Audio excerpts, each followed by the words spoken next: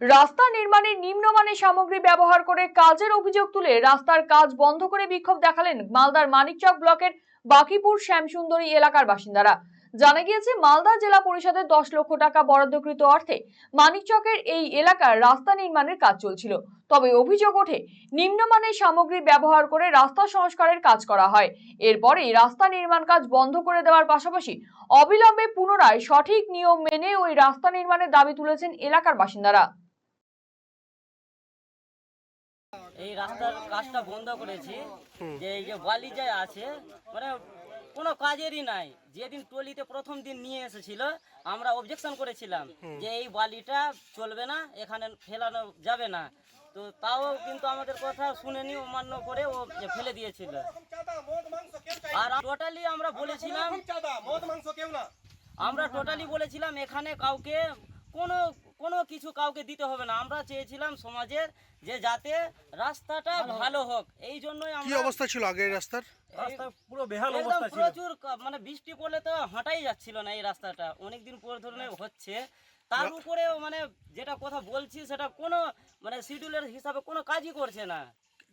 কত টাকার রাস্তা কিছু কি জানেন? হ্যাঁ, কত টাকার রাস্তা এই রাস্তা? এটা প্রায় 10 লাখ টাকা। এটা আমরা 9 লাখ 10 লাখ টাকা 9 লাখ 80 আছে। হাজার 9 লাখ 80 হাজার আমাদের হিসাব আছে। আমরা তো কিসের কাজ এটা জানেন? জেলা পরিষদের কাজ আছে। এটা কে উদ্বোধন করে গেছিল? কবিতা মণ্ডল। আচ্ছা, তো তারপরে কাজ শুরু হয়েছে? হ্যাঁ, তারপরে কাজটা কাজ শুরু হয়েছে। কি একদমই ভালো হচ্ছে না? একটু মানে শিডিউল হিসাবে একটাও কাজ চলছে না।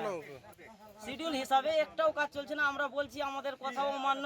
কালকে বলতে গিয়ে একজনকে মারতে উঠে গেছে। কে মারতে উঠেছে? বিশ্বজিৎ মণ্ডল। কে ওটা কে? কাকুকে ঠিকাদারের লোক? ঠিকাদার আগে কাজ করাচ্ছে।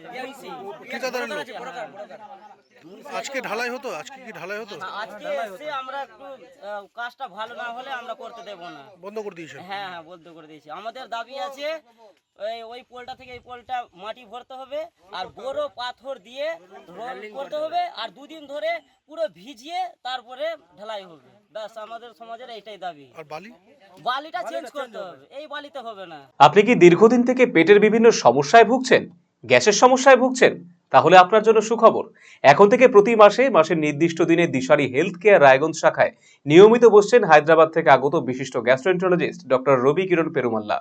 ডাক্তার রবি কিরণ পেরুমাল্লাকে দেখাতে আজই যোগাযোগ করুন দিশারি হেলথ কেয়ার উকিলপাড়া রায়গঞ্জ শাখায়। যোগাযোগ করুন 7477785509, 7477785512 এই নম্বরে।